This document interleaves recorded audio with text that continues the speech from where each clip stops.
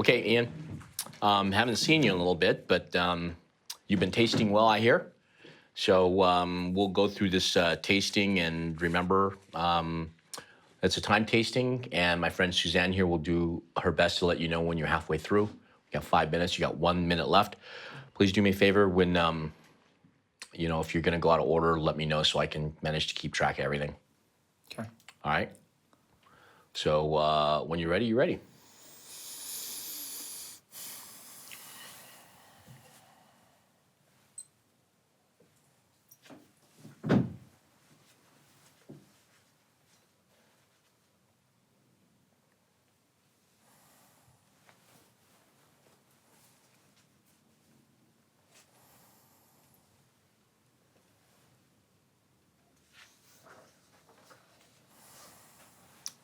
Wine one is a white wine. The wine is clear. The wine is day bright. There's no evidence of gas or flocculation in my glass. The wine has a dark straw core consistent to the rim with golden reflections on the edge. The wine has a medium plus concentration of color.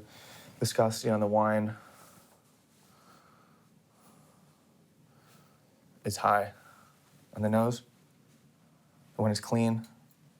The wine is youthful, showing signs of vinosity due to oak aging and a little bit of bottle age. High intensity aromas. Aromas coming out of rich, ripe golden apple, golden pear, lemon curd, tropicals of a little bit of ripe pineapple, banana, fresh banana. There's butterscotch, buttered popcorn.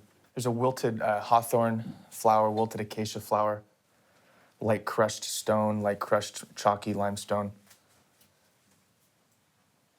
The fruit is baked and almost like a pureed, like applesauce, pear sauce.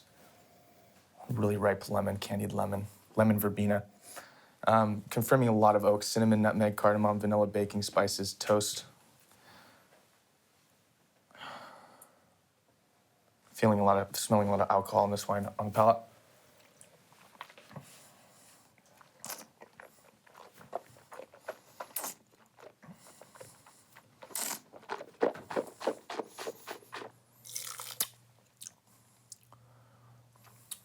Wine is dry, full body. Fruits on the palate confirm the nose. There's a little bit more green apple on the palate, yellow apple, a little bit more composed fruit, not quite as baked. I'm feeling alcohol, heavy. Let's see, baked pears, that lemon verbena. There's a lot of that buttered popcorn, toast, that wilted white flower, that acacia hawthorn floral note with that crushed chalkiness. There's a lot of spicy oak here. Cinnamon, nutmeg, cardamom, baking spices, really spicy cinnamon spice coming through. There's a lot of new French oak on this wine.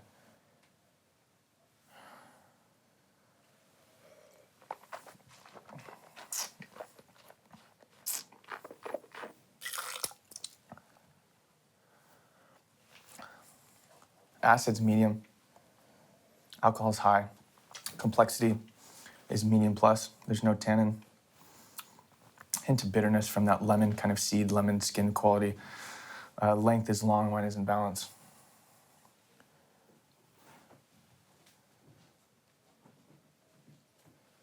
In this conclusion, this wine is from the New World, from a warm climate due to the medium acid and the high alcohol, very glossy, very extracted, lots of glycerol.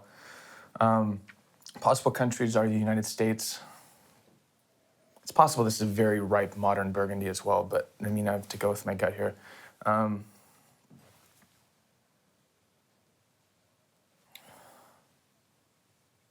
There's no pyrazine, it can't be white Bordeaux.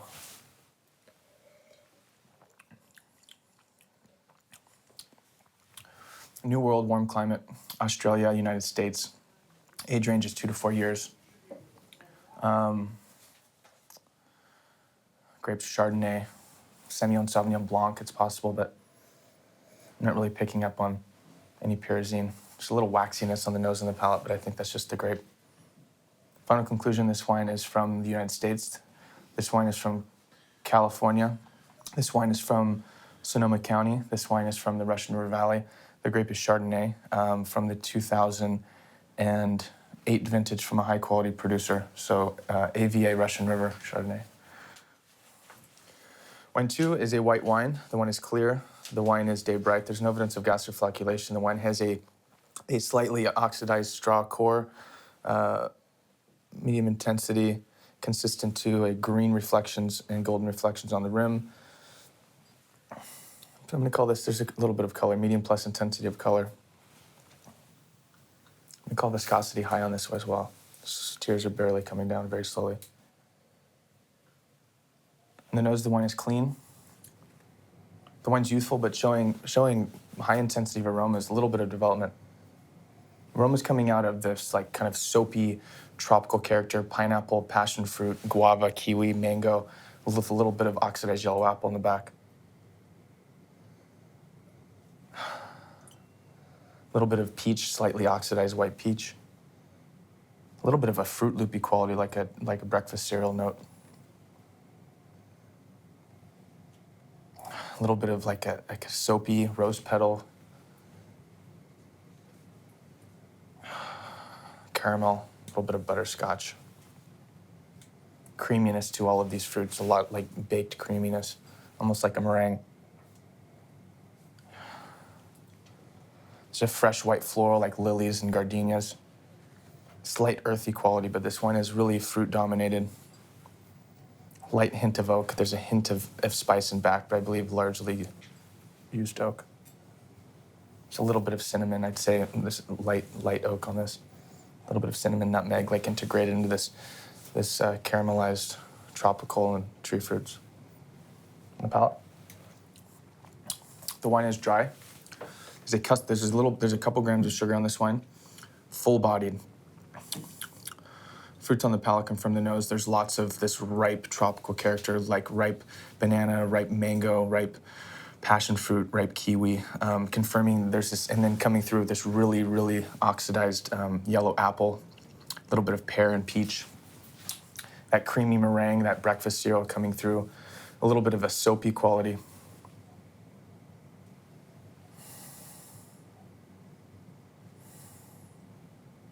There's a hint of oak, not much, cinnamon, nutmeg, cardamom, but just very light hint. A little bit of turned earth on the palate.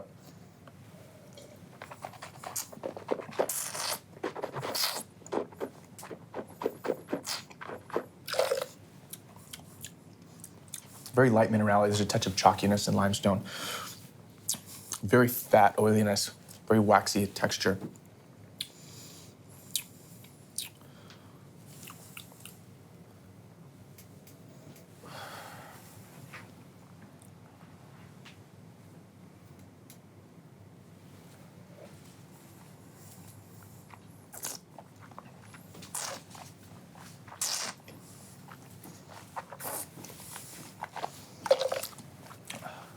Acid's medium, barely.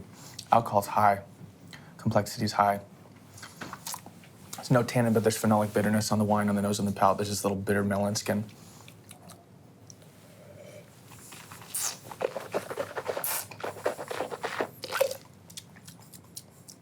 Yep.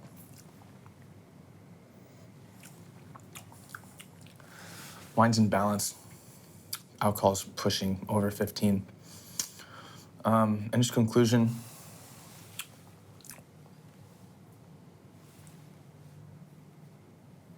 This wine is from the old world, from a warm climate. Possible grapes are Roussanne, Marsanne, and Viognier, along with the other random, unpronounceable Chateauneuf-du-Pape white varietals.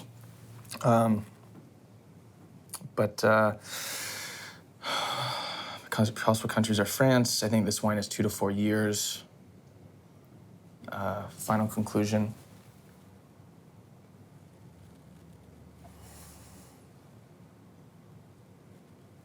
I think this wine is from France. This wine is from the Rhone Valley. This wine is from the northern Rhone Valley. This is a Roussanne Marsanne blend from the hill of Hermitage.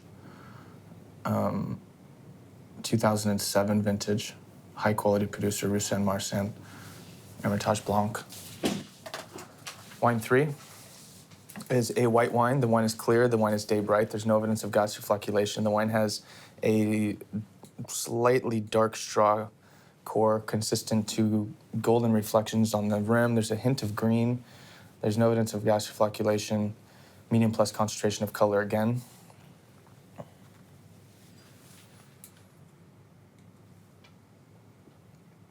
Jesus, these wines are all very viscous. I'm gonna call viscosity high again. On the nose, the wine is clean, showing development, but still youthful, high intensity of aromas again. Characters, there's pyrazine on this wine dominating. Okay, so first there's tropical, there's passion fruit, there's kiwi, there's grapefruit, there's lemon and lime. There is pyrazine evident of a little bit of bell pepper. There's a little bit of beeswax characteristic. There's a little bit of honey, crushed chalkiness, limestone.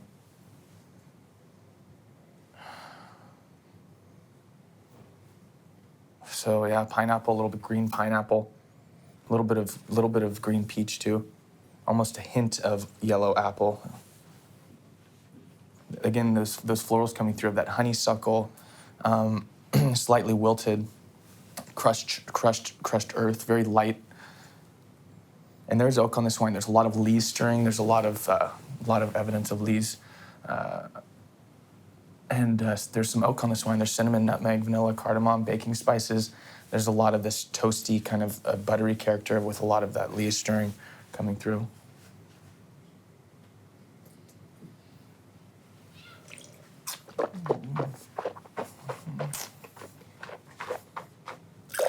Really good.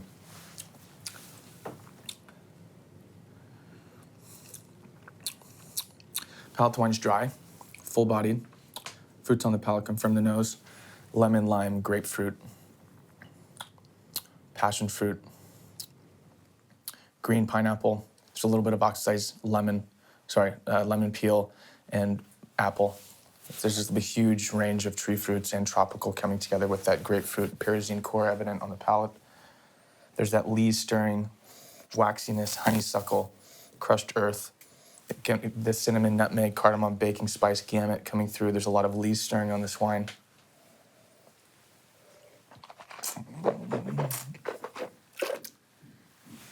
Acid's medium plus. Alcohol is pushing. I think this wine's above 14. I'm going to call it high. Confirming the viscosity on the site. Complexity's high. There's no tannin. Length is long. High quality. This wine is very good. This conclusion, this wine is from the old world, from a warm climate. Possible grapes are Semillon and Sauvignon Blanc. That's all it can be. Could be Roussanne Marsanne, but it's too bright. There's pyrazine on the wine. Age range is 4 to 8 years. Something like between 04 and 08, if that makes any sense. Final conclusion, this wine is from France. This wine is from Bordeaux. This wine is from the Grave region. This is a Semillon dominated white Bordeaux blend with Sauvignon Blanc as well, with possibly a little bit of Muscadel. The vintage is fresh. It's fresh and delicious. I think this wine is 2000 and I'm gonna say this is 07. White Bordeaux. Wine 4. Wine 4 is a red wine. The wine is medium clear. The wine is bright. There's no evidence of gas or flocculation. The wine is a very dark ruby core, consistent to a pink rim. Slight staining of the tears. The wine has a medium plus concentration of color. Viscosity on the wine. God, they came down fast. I'm gonna call it medium right now. On the nose. The wine is clean. The wine is showing signs of vinosity. The wine has a high intensity of aromas. Aromas coming out of this really juicy black raspberry, black cherries, really, really black cherries, black raspberries, boysenberries, black plum, a little bit of black currants.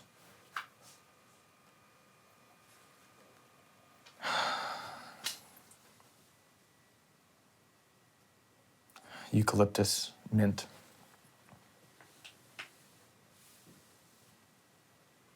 Chocolate, espresso,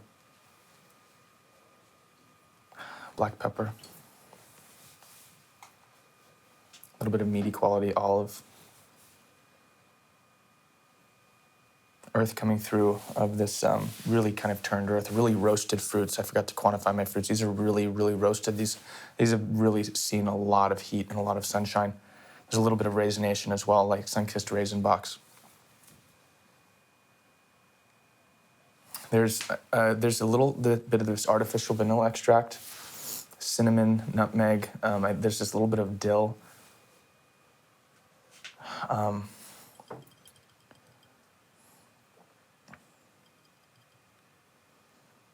Sawdusty quality. I mean, I'm not going to really say, but I'm feeling like this is American oak. Medium usage. On top.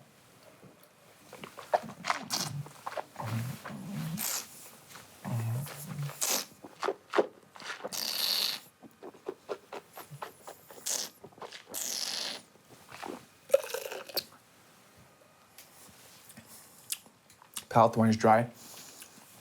Medium plus body. Doesn't have as much weight as I would have anticipated, but there's a lot of alcohol. Wow. So change viscosity to high. Fruits on the palate come from the nose. The palate is a little bit more red fruited. There's a little bit more red and black cherries. There's red and black raspberry, very spicy black pepper characteristics coming through. There's still that boysenberry. There's more red plum on the palate than the black plum I said on the nose. Flowers coming through of this dried rose petals, dried potpourri. I'd like to add that to the nose as well. There's a violet characteristic on the nose and the palate. There's that turned earth, spicy, roasted, organic characteristics. There's olive and mushroom on the nose and the palate.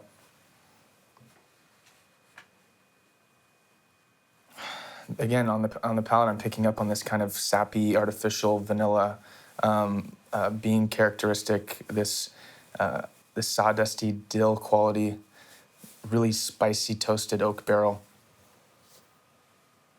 I feel like this is American oak again, but you never know.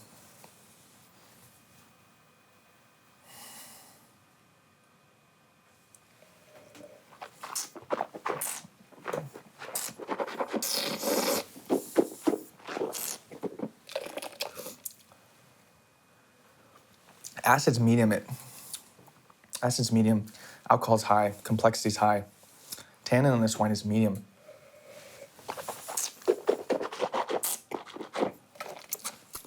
Just medium plus. Change that to medium plus. Very soft, integrated. And this wine has a little bit of age.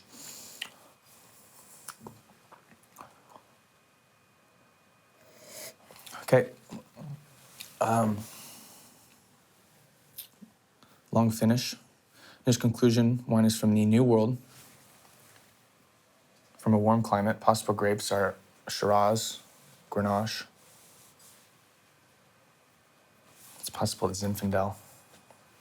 Countries, United States, Australia. Age range is 4 to 8 years.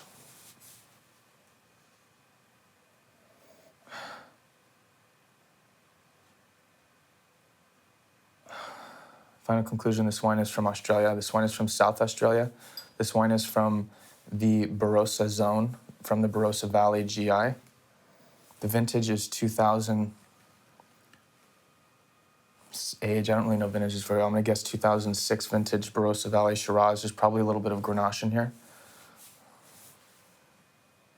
Shiraz Grenache blend, maybe perhaps a little Mourvedre, but this is, I believe, dominated by a lot of Shiraz and Grenache. High quality producer. Wine 5. Wine 5 is a red wine, medium clear. The wine is day bright. There's no evidence of gastroflocculation. The wine does have a dark ruby core consistent to the rim where it's pink on the edge, but it's moving towards a little bit of garnet. Looks like it wants to move that direction. Medium plus concentration of color.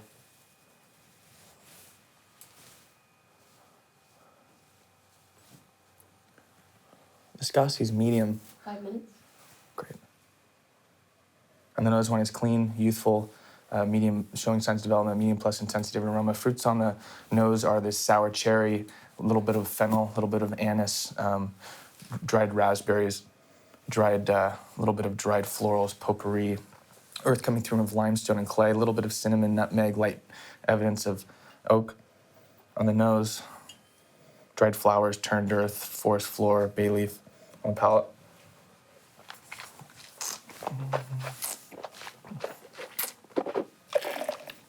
Wine is dry, medium body, fruits on the palate come from the nose.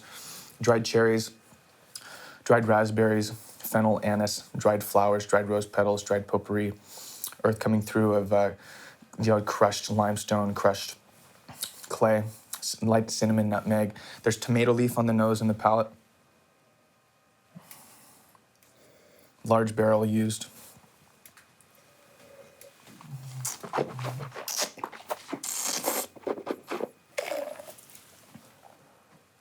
Acid is a strong medium plus. Alcohol is just hitting medium plus. Complexity is medium plus. Tannin is medium plus. Length is medium plus. Wine is in balance. In this conclusion, this wine is from the old world. From a warm climate, possible grapes are Sangiovese, Tempranillo, and Grenache. Age range is 3 to 5 years. Countries are Italy and Spain and France. Final conclusion, this wine is from Italy, this wine is from Tuscany. This is Sangiovese from the Chianti Classico region. This is from the 2007 vintage DOCG quality, high good producer. Sangiovese is a grape, perhaps blended with other local randomness. Wine 6, time please. You have 3 minutes left. I love that. Wine 6, red wine, clear, day bright, no evidence of gas or flocculation. The wine has a dark ruby core, consistent to an oranging rim, dark, medium plus concentration of color. Viscosity on the wine is medium plus on the nose. The wine is clean, youthful, showing signs of development. Intensity coming through of sour cherry, sour raspberry, sour red plum, and black plum. A little bit of fresh violets, crushed earth, turned earth, forest floor, a little bit of a fresh strawberry characteristic. Not picking up on any oak on the palate.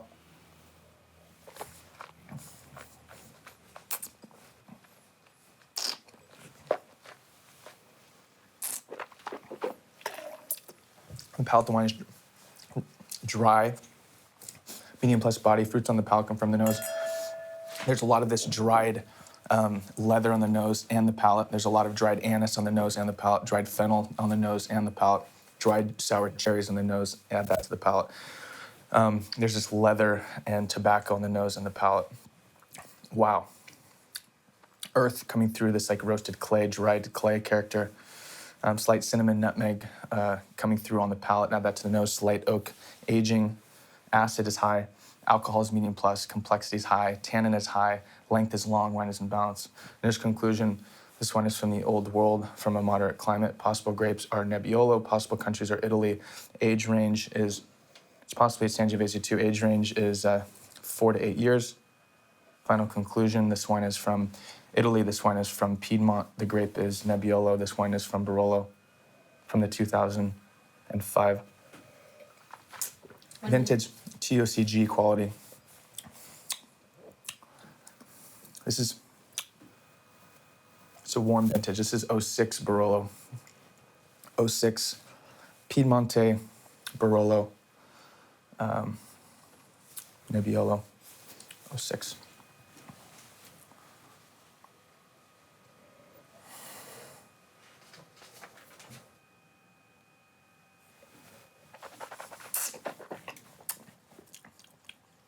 Time. Okay. That wine's 4, man. I just put too much into it.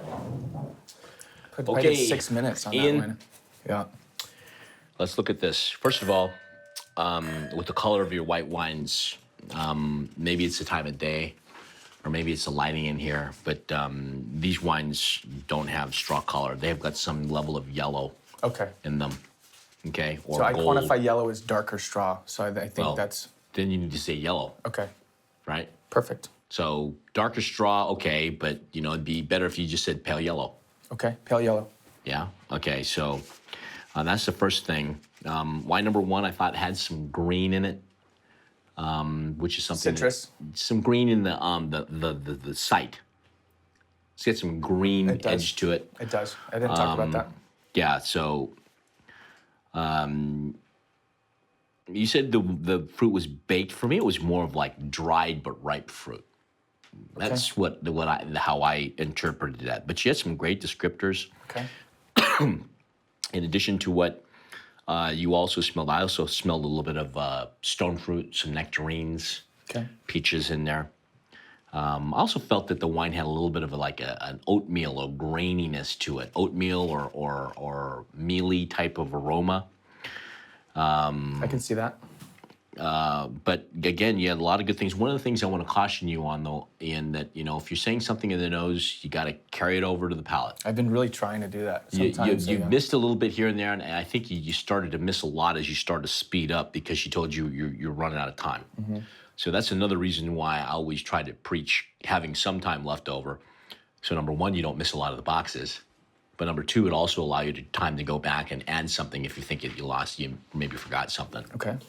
And then the final one, of course, but heaven forbid, because 9 times out of 10 you're wrong and you change your guess, right?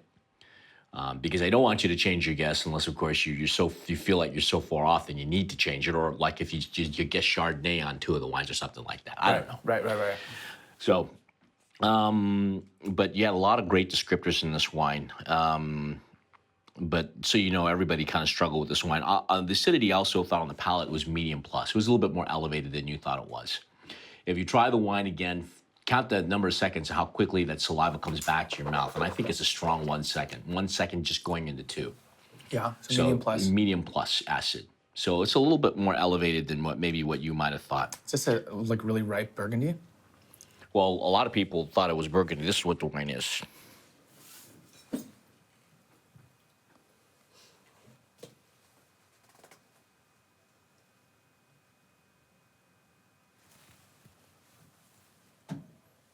Interesting. So that's wine number 1. Let's go to wine number 2. Again, let's, if you got a little bit of yellow in there, because I think there's a little bit of pale gold, a little yellow in there. And again, it could be the room, could be the lighting.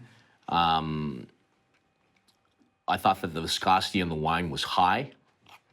And again, I like the way how you're giving me the condition of the fruit, because I definitely think that that's a good thing. I think that this is overripe or baked fruit on wine number 2.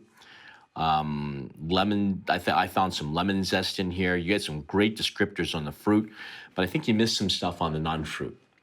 Because if you smell the wine, I think you pick up a little bit of, go ahead and smell the wine again. There's a little bit of a buttery, butterscotchy, walnutty, or hazelnutty type of aroma on there, which I think kind of gives away some of what this wine is. Got a little bit of a tea leaf or chamomile type of aroma in wine number 2. And then going over to the palate here, a lot of the same things. You said it was medium acid. I thought it was medium plus again. Again, how quickly that saliva comes up, because I think it does. I even had to go back and check it a second time when I was looking at the wines this morning, and it did come back rather quickly, which is a little surprising to me. But it does come back a little quicker, and I thought the finish was long. So I'm looking at high alcohol, slightly elevated levels of acid, not too drastic, but baked fruit and a lot of oak. You notice that wine we came across as being a lot riper than the other 3 wines. This is what wine number 2 is. I think, will you smell this wine? This is my wine 1. I think that you guys switched them. So I didn't pour the wine, so. I poured the reds, but That's Let me see that's California Chardonnay. This is Hermitage. No, we got it right. Really? Yeah. Could you tell everybody me? struggled with this. Really? Yeah. Wine number 2 is sweeter than wine number 1.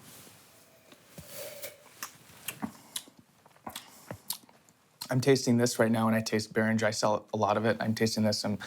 So you guys poured these? He put the lights, but mine didn't get reported at all. So Okay, I'm mine just- were from before. Mine from. Well, let's leave it at that for now. You that's can no problem. revisit it. We'll taste them in a minute. I'm just very confused because Okay, I okay, go so- back to them. But there's a reason why I put them side by side. Okay. Okay, so let's go to wine number 3. Again, you mentioned some yellow on here, and you mentioned the viscosity was high. I probably would be willing to give that to you because that's pretty close. On the nose, I thought the fruit was tart but ripe, and I think you'd made mention of that. And I thought you did real well on your descriptors on everything, because I thought that you picked up a lot of great things in here.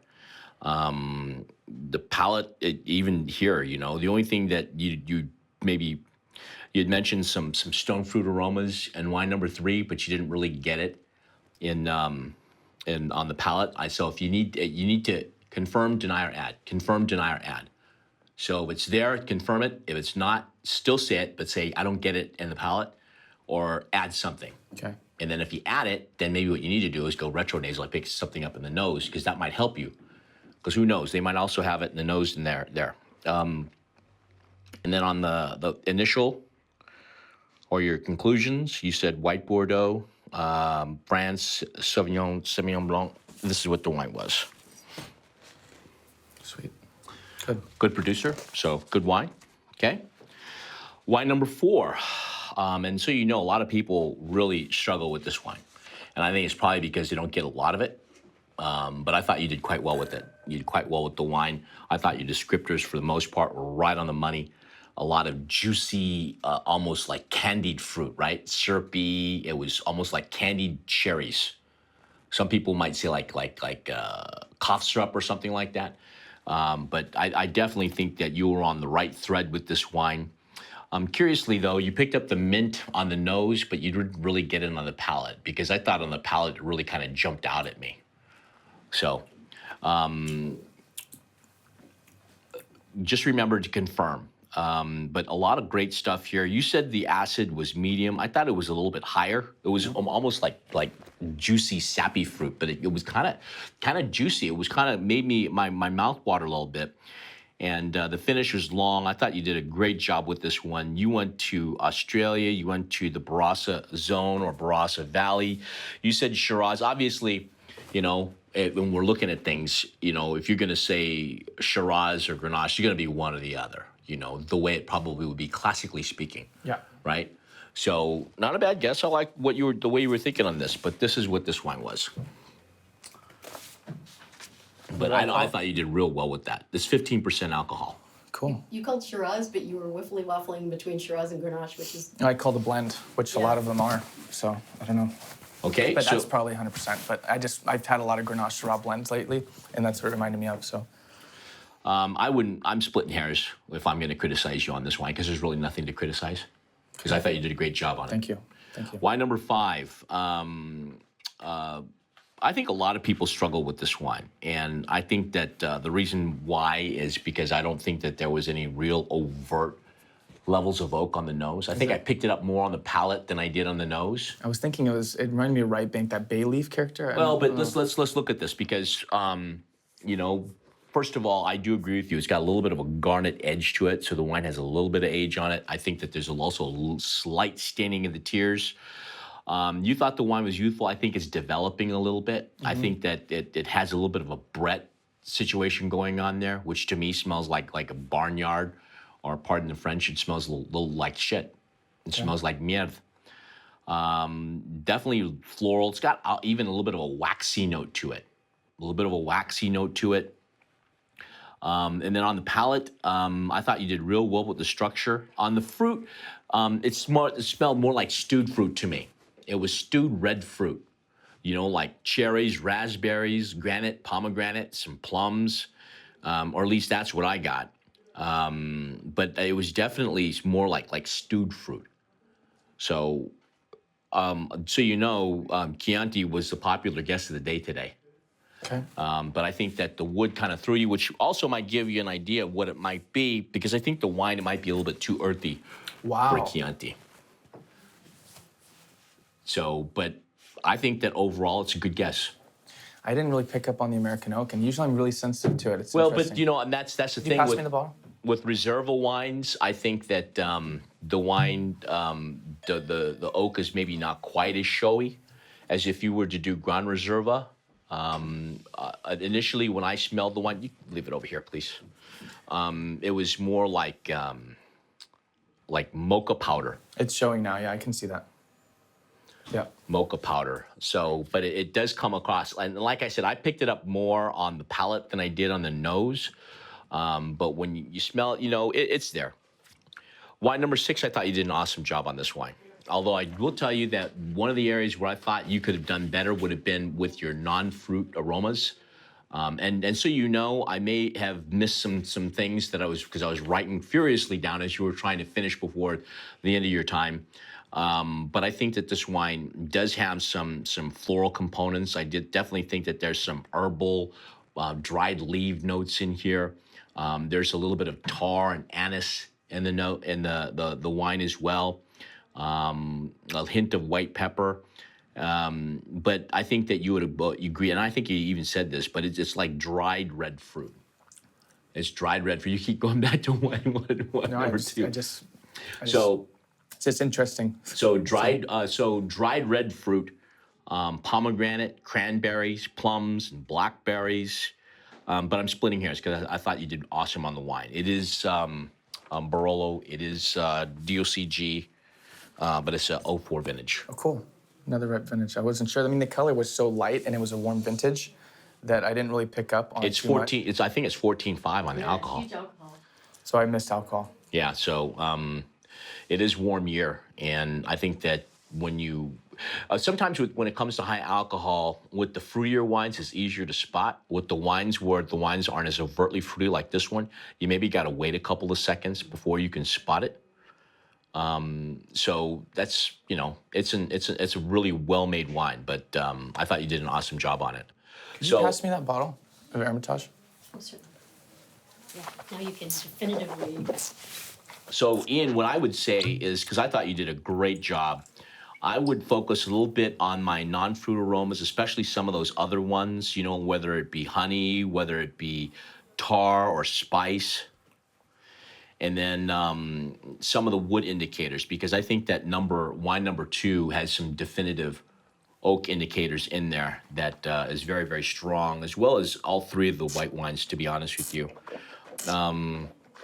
But other than that, I really don't have much to criticize you for because I thought you did a great job. So you're doing the one in February? I'm going in 10 days, yeah. Oh, so when are you leaving? Next Tuesday. Okay, and it's on Wednesday? Yeah, I think so. I think I taste on Wednesday. Well, you're where you need to be. Cool. You're where you need to be. This is not an easy tasting. Wasn't an easy tasting for anybody today. But I love the descriptors. Your structural assessments are right where they need to be. You know, you speak with a nice, relaxed tone, and your pacing is very good. Remember the non-fruit characteristics. Remember the non-fruit and touch on all of them. And remember to repeat. If you say it in the nose, you say it in the palate. Even if you're just, if it's not there, just say, well, I smelled pineapple, but I don't get it on the palate. Okay. And then add something else in there. You need to be very careful. And I think one of the reasons why we'd like you to do that is so that we still know that you still have a grip of the wine and what's going on with it. Okay? Okay, thank you. So other than that, I think good job. I will probably be doing another tasting on Saturday of next week. Now, if you want to make it to it, it's fine. Okay. It's probably going to be here again because I can't get into my offices over the weekend.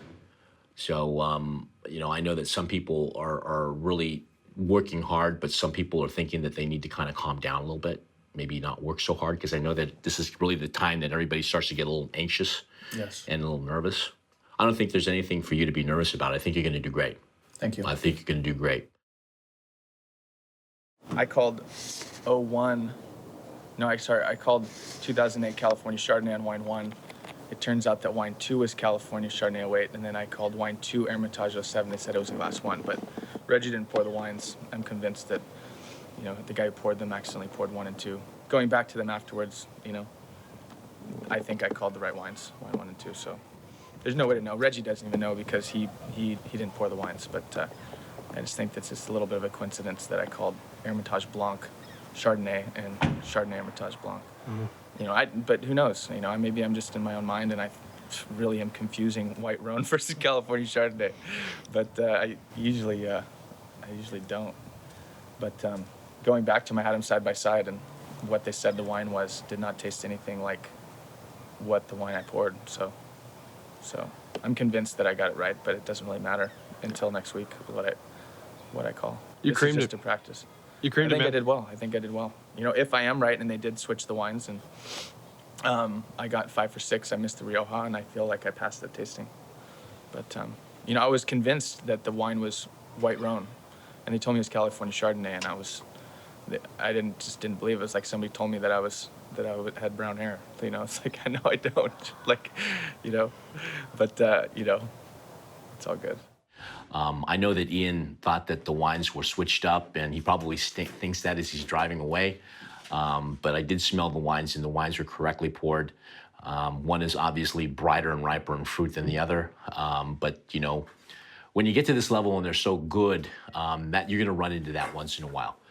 And I try to do my best to encourage rather than to discourage, especially now at this state in the game, this part of the game, because I know what they're going through. And, you know, I certainly am glad I don't have to do it. But at the same time, that's what you see. You know, I'm sure a lot of that was predicated on the anxiety and the nervousness that he's starting to feel now. And I'm sure that as the week goes on, that it'll probably just, you know, get worse.